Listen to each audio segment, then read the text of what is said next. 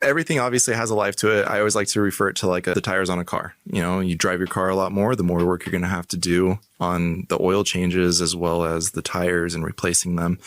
Same thing goes with the garage door. Springs, they can last, you know, on average about 3 to 5 years if you just get basic ones.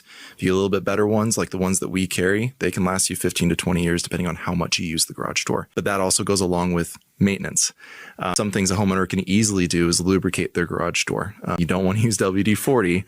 It's oil-based. It'll actually clean it at first and make it sound great, and then it tracks dirt right back to it and just makes it squeaky. And so we always like to use an actual garage door approved lubricant where it's silicone based or even white lithium, and that will keep everything nicely moving.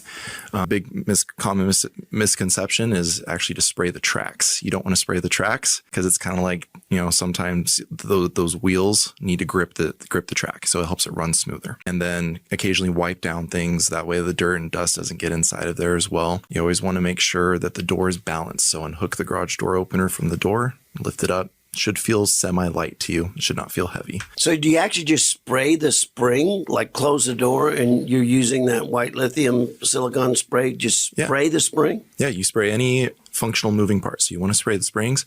Can I give the roller just a shot at the bearing point? Yeah, you want a bearing point. Okay. We call it the stem. You want the stem that goes into the hinge. You want to spray in there as well. Okay. Keeps things free and moving.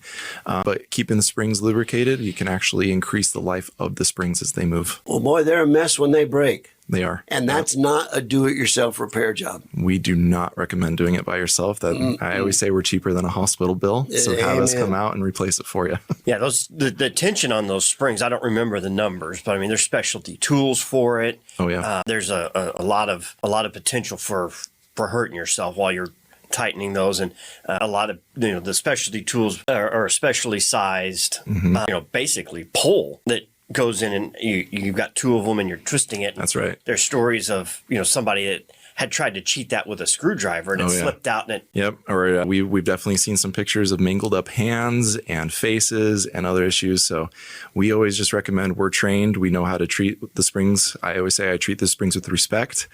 You always want to make sure that you know what you're doing when you're working with